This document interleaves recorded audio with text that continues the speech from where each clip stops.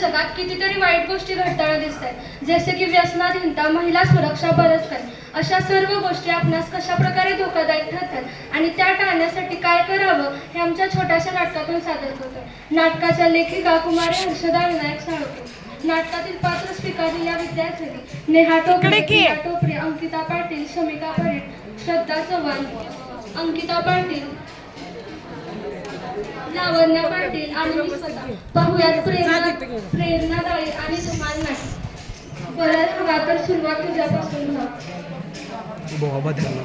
दृश्य 1 मध्ये पाहूयात. प्रथम टीव्हीचा रिमोट ऑपरेट होत नसल्याने कॉमेडी करोडपती आणि त्यानंतर ऑपरेशन सिंदूरमुळे आनंदी झालेले नागरिक.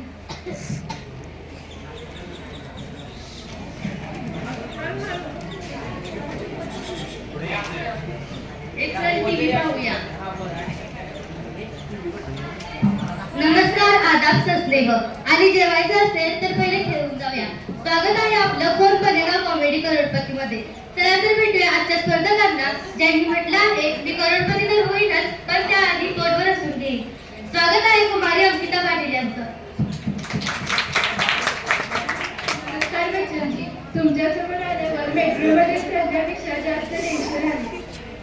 छोटी छोटी सर्व में बडे बडे टेन्शन आते जाते. हरकत नाही, आपण सुरू करूया. आपल्यासाठी पहिला प्रश्न 1 लाख रुपये आणि 2 लिटर हसल्याचे हवे. वायफाय बंद झाले तर सर्वप्रथम कोण घाबरतो? ऑप्शन ए आई, ऑप्शन बी बाबा, ऑप्शन सी मुलगी, ऑप्शन डी घरचा कुत्रा. ऑप्शन डी घरचा कुत्रा, कारण सगळ्यांचे टेन्शन बघून त्याला सर्वात जास्त टेन्शन येतं. अगर आपने ऑप्शन सी बताया होता तो शायद आपका आंसर गलत होता. आपने जो बताया बिल्कुल सही है. आपल्यासाठी दुसरा प्रश्न. भारतीय लोक 5 मीटर येतो असे का सांगतात? ऑप्शन ए ते भावनिक मापन आहे, ऑप्शन बी ते 5 मीटरचं दुसरं नाव आहे, ऑप्शन सी ते अजून निघालेही नसतात, ऑप्शन डी वरील सर्व बरोबर. ऑप्शन सी ते अजून निघाले नसतात. बिलकुल सही.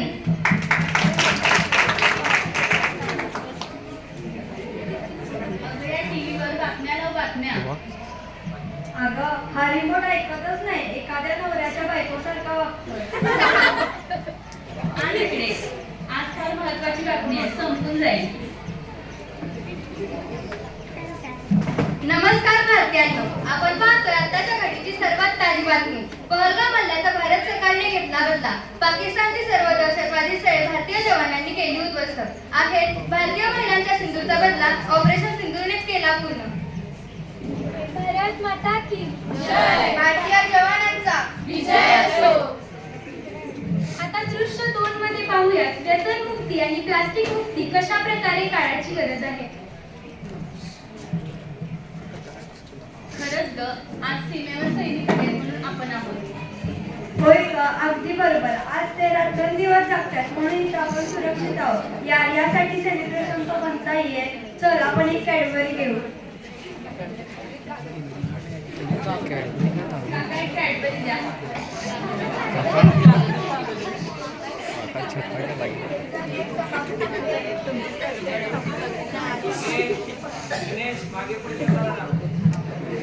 कंटाळा येऊ करा.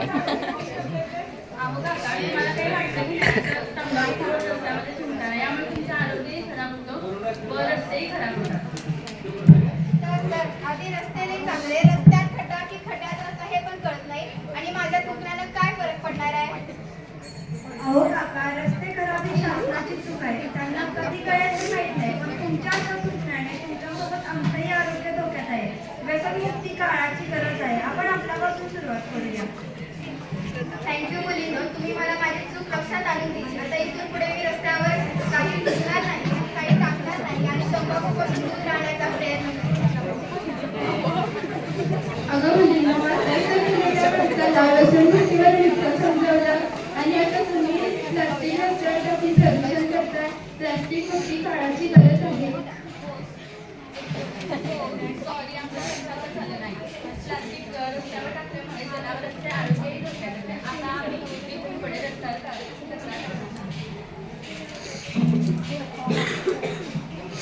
आता दृश्य 3 मध्ये पाहूयात. गाडी वाढून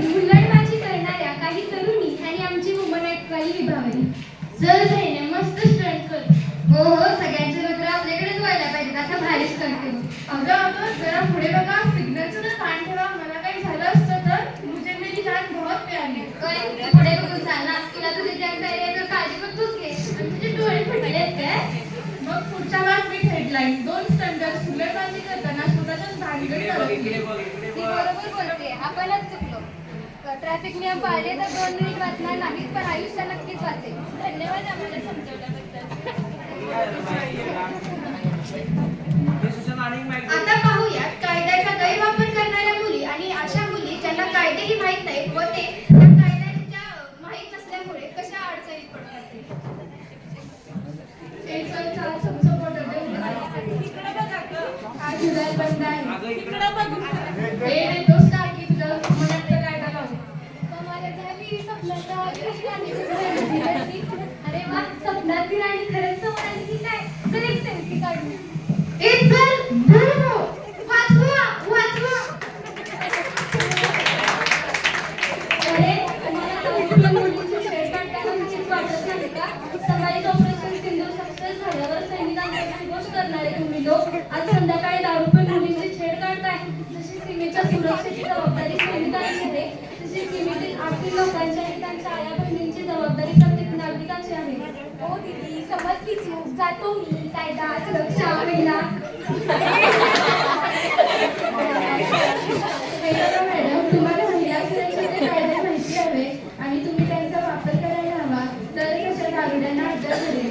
आणि काय हो मॅडम, कायद्याचा गैरवापर करून वुमेनच्या घंट्या देताना शरम नाही का वाटत? आज अशी वेळ तुमच्यावर आली असती तर. मला माफ करा, मला माझी चूक समजली. आता मी कायद्याचा गैरवापर करणार नाही, उलट अधिक कायदे इतर महिलांपर्यंत पोहोचवण्याचा प्रयत्न करेन. होय, मी ही महिला सुरक्षा कायदे जाणून घेईन आणि धाडसाने अन्यायाविरुद्ध आवाज उठवेन. आता पाहूयात आपल्यासोबत सायबर क्राईम कसे होतात व आपण ते सुधारवण्यासाठी काय करावे ते.